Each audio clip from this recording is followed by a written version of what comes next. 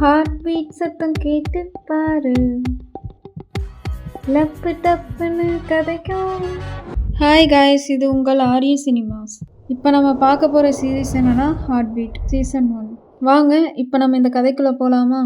போன எபிசோடில் ரதி feel பண்ணுறதையும் RK sir அழுகிட்டு இருக்கிறதையும் காட்டினாங்க. இப்போ எபிசோடு 8 பார்க்கலாமா? இப்போ சினிமா டாக்டரே ராக்கியை காட்டுறாங்க. அப்போ ஒரு மாமியார் மருமகள் வராங்க. அப்போ சினிமா டாக்டர் வந்துட்டு என்னம்மா பிரச்சனை அப்படின்னு சொல்லி கேட்குறாரு. அதுக்கு அந்த மாமியார் இவன் தான் டாக்டர் பிரச்சனையே அப்படின்னு சொல்லி சொல்கிறாங்க. அதுக்கு ராக்கி இருந்துட்டு நாங்கள் உங்கள் உடம்பு என்ன பிரச்சனைன்னு சொல்லி கேட்டோம், உங்களோட குடும்ப பிரச்சனை கேட்கல அப்படின்னு சொல்லி சொல்கிறான். அதுக்கு அந்த மருமக இவங்க கொஞ்சம் மென்டலி டிஸ்டர்பாக இருக்காங்க அப்படின்னு சொல்லி மாமியாவை பார்த்து சொல்கிறா. அதுக்கு அந்த மாமியா பார்த்தீங்களா அவள் என்னை மென்டல்னு சொல்கிறா அப்படின்னு சொல்லி சொல்கிறாங்க. இப்போ டயர்டான சினிமா டாக்டர் அந்த மாமியாவை பார்த்து உங்களுக்கு என்னம்மா பிரச்சனை அப்படின்னு சொல்லி கேட்குறாரு. அதுக்கு அந்த மாமியா ஒரு ஃபோட்டோவை காட்டி இவங்கள பார்த்தீங்களா எவ்வளோ சின்ன வயசாக இருக்காங்கன்ட்டு, இவங்களுக்கு போய் என்னை அம்மா ரோலில் நடிக்க சொல்கிறாங்க அப்படின்னு சொல்லி சொல்கிறா. அதுக்கு அந்த சினிமா டாக்டர் ரோலா, அது என்ன ரோலில் நடிக்கிறீங்க அப்படின்னு சொல்லி கேட்குறார். அப்போ ராக்கி சார் டாபிக் ட்ராக் மாதிரி போகுது அப்படின்னு சொல்லி சொல்கிறான். அதுக்கு சினிமா டாக்டர் நான் தாண்டா ட்ராக் மாதிரி போயிட்டேன் அப்படின்னு சொல்லி சொல்கிறாரு. இப்போ சினிமா டாக்டர் அந்த மாமியா கிட்ட இவங்களுக்கு நிஜமாக வயசு குறையில கம்ப்யூட்டர் கிராஃபிக்ஸ் பண்ணியிருக்காங்கன்னு சொல்கிறாரு. அதுக்கு அந்த மாமியா அந்த ஆப்ரேஷனை எனக்கும் பண்ணுங்க, எவ்வளோ செலவானாலும் பரவாயில்லன்னு சொல்கிறாங்க. இப்போ சினிமா டாக்டர் என்ன சொல்கிறதுனே தெரியாமல் ஷாக்காகி நிற்காரு. அதுக்கு அந்த மருமக நான் தான் சொன்னேன்லைங்க சார் அவங்க கொஞ்சம் மென்டலி டிஸ்டர்பன்ட்டு. அதுக்கு அந்த சினிமா டாக்டர் கொஞ்சமாக அதுக்கும் மேலேன்னு சொல்லி சொல்கிறாரு. அதுக்கு அந்த சினிமா டாக்டர் நான் ஒரு மாத்திரை எழுதி தரேன், அதை போட்டு பேசாமல் தூங்க, எந்த யோசனையும் வராது அப்படின்னு சொல்லி சொல்கிறாரு. அந்த மருமகளை பார்த்து நான் கொடுக்குற மாத்திரையை ஒழுங்காக போட சொல்லுங்கன்னு சொல்லி கிளம்ப சொல்லிட்டாரு. ரதி எல்லாரையும் ஒரு மீட்டிங்க்கு வர சொல்லியிருக்கா. மீட்டிங்கில் ரீனா மட்டும் இல்லை. அப்போ ரதி ரீனா எங்கன்னு கேட்குறா. அப்போ சினிமா டாக்டர் சமாளிக்கிறதுக்காக வந்துட்டா அவள் கீழே பார்க்கிங்கில் தான் நிற்கிறா, வந்துடுவான்னு சொல்லிடுறாரு. அப்போ ராக்கியை போய் கால் பண்ண சொல்கிறாரு. ராக்கி கால் பண்ணி பேசும்போது ரீனா புது வீடு பார்க்க போயிட்டுருக்குன்னு சொல்கிறா. சீக்கிரம் வந்துடுவேன், கொஞ்சம் சமாளிச்சுக்கோன்னு சொல்லி சொல்கிறா. இப்போ மீட்டிங் ஆரம்பிக்குது. அப்போ ஒரு லேடிக்கு 45 வயசு ஆகுது. அவங்களுக்கு இப்போ தான் ஃபஸ்ட்டு பேபி, அது ஒரு காம்ப்ளிகேட்டாக இருக்குது, நம்ம எப்படி சர்ஜரி பண்ணலாங்கிற ஒரு சஜஷன் எல்லோரும் சொல்லுங்கன்னு சொல்லி கேட்டுட்ருக்கா. அப்போ ஆளுக்கு ஒவ்வொரு ஐடியா சொல்கிறாங்க. அப்போ ரவி சொன்ன ஐடியா எல்லாருக்கும் ஓகேவாக இருக்குது. இப்போ எல்லோரும் சர்ஜரிக்கு கிளம்புறாங்க.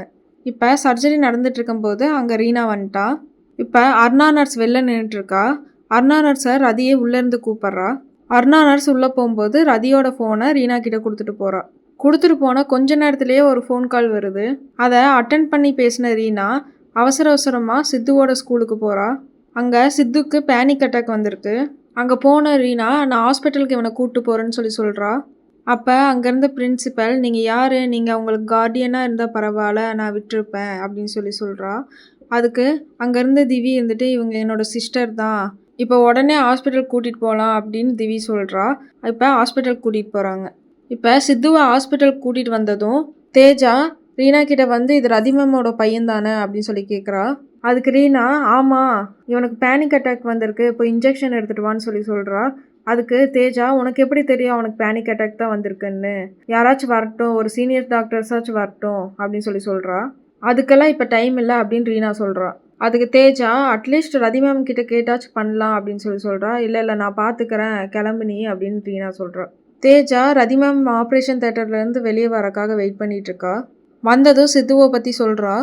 அதை கேட்டதும் ரதி சித்துவை பார்க்க ஓடி வரா. வந்து சித்துவை கட்டி பிடிச்சி அழுகிறா. அப்போ ரீனா மேம் ஒன்றும் பிரச்சனை இல்லைன்னு சொல்கிறா. அதுக்கு ரதி உனக்கு எப்படி தெரியும் அவனுக்கு பேனிக் அட்டாக்குன்ட்டு, தெரியாமல் எப்படி இன்ஜெக்ஷன் கொடுத்த அப்படின்னு சொல்லி சொல்கிறா. அப்போ ரீனா எனக்கு நல்லாவே தெரியுங்க மேம், எனக்குமே பேனிக் அட்டாக் வரும் அப்படின்னு சொல்லி சொல்கிறா. இப்போ தேஜா குணா கிட்ட ரீனா என்ன வர தேவையில்லாத வேலையெல்லாம் பண்ணிகிட்ருக்கான்னு சொல்லி சொல்கிறா. அதுக்கு குணா இருந்துட்டு ஏன் நீ அவளை குறை சொல்லிகிட்டே இருக்க அப்படின்னு சொல்லி சொல்கிறா. ஆமாம் அவனுக்கு என்னன்னே தெரியாமல் அவனுக்கு ட்ரீட்மெண்ட் கொடுத்துருக்கா அப்படின்னு சொல்லிட்டு இருக்கா. நானே அங்கே இருந்திருந்தாலும் நானும் அதான் பண்ணியிருப்பேன் அப்படின்னு குணா சொல்கிறான். அப்போ அங்கே வந்த ரவியும் அனிதாவும் ரீனா இன்னைக்கு கலக்கிட்டால அப்படின்னு ரீனாவை பற்றி இவங்களும் பெருமையாக பேசுகிறாங்க. அதை கேட்ட தேஜாவுக்கு கோபம் வருது. இப்போ ராக்கி ரீனாவை புகழ்கிறா, என்ன சூப்பரான வேலையெல்லாம் செஞ்சுருக்க போலன்னு. அதுக்கு ரீனா இதில் என்ன இருக்குது, தோணுச்சு நான் பண்ணேன்னு சொல்கிறா. அப்போ ராக்கி ரதி மேம் எவ்வளோ ஸ்ட்ரிக்டாக இருப்பாங்க, அவங்க பையனுக்கு ஒன்றுனா எவ்வளோ உருகிட்டாங்க பாரு அப்படின்னு சொல்கிறான். அதுக்கு ரீனா அவங்கள பற்றி பெருமையாக பேசுகிற மாதிரி இருந்தால் என்கிட்ட பேசாத, வேறு யார்கிட்டயாவது போய் பேசிக்கோன்னு சொல்லிடுறா. அப்போ ராக்கி எனக்கு தோணுச்சு அதான் சொன்னேன் அப்படின்னு சொல்லிட்டு இருக்கும்போதே ஒரு நர்ஸ் வந்து ரீனாட்ட உங்களை ரதி மேம் கூப்பிட்டாங்கன்னு சொல்லி கூப்பிட்றா. இப்போ ரீனா ரதி மேமை பார்க்க போகிறா.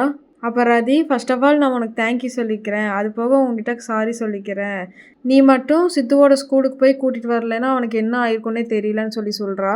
அண்டு இன்னொரு இதுக்கும் சாரி சொல்லிக்கிறேன், நேற்று நீ ஆர்கே சார்கிட்ட நீ போய் சொல்லலைன்னு எனக்கு இப்போ தான் தெரிஞ்சிச்சு, ஃபஸ்ட்லேருந்தே உனக்கு எனக்கும் செட் ஆகாமையே போயிடுச்சு, நீ யார், நீ எங்கே இருக்க, உங்கள் பேரண்ட்ஸ் எல்லாம் என்ன பண்ணுறாங்கன்னு சொல்லி கேட்குறா. உனக்கு பேனிக் அட்டாக் இருக்குன்னு சொன்னியே உங்கள் அப்பா அம்மாவுக்கு இருந்துச்சான்னு சொல்லி கேட்குறா. அப்போ ரீனா கோவமாகவே தெரியல, எங்கள் அப்பா அம்மாவுக்கு பேனிக் அட்டாக் இருந்துச்சான்னு தெரியல அப்படின்னு சொல்கிறா. அப்போ ரதி வந்துட்டு உங்கள் அப்பா அம்மா எங்கே இருக்காங்கன்னு சொல்லி கேட்குறா. அதுக்கு ரீனா வந்துட்டு எனக்கு அப்பா அம்மா இல்லை, நானே அனாதை ஆசிரமத்துலேருந்து தான் வளர்ந்தேன் அப்படின்னு சொல்கிறா. சாரி, உனக்கு அப்பா அம்மா இல்லைன்னு எனக்கு தெரியாதுன்னு ரதி சொல்கிறா.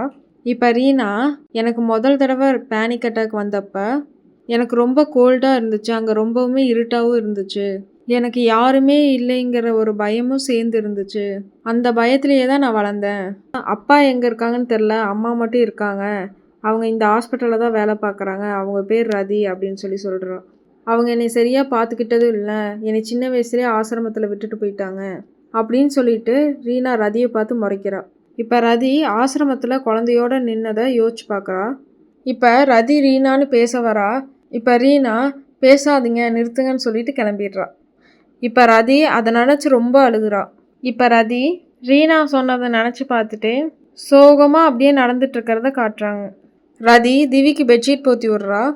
ஆனால் அதே சமயத்தில் ரீனா தனியாக தூங்குறதே காட்டுறாங்க. இதோட எபிசோடு 8 முடிஞ்சு. இனி ஒவ்வொரு எபிசோடும் லைனாக வந்துக்கிட்டே இருக்கும். நம்ம சேனலுக்கு லைக் பண்ணி சப்போர்ட் பண்ணுங்கள். Subscribe RE cinemas. தேங்க்யூ.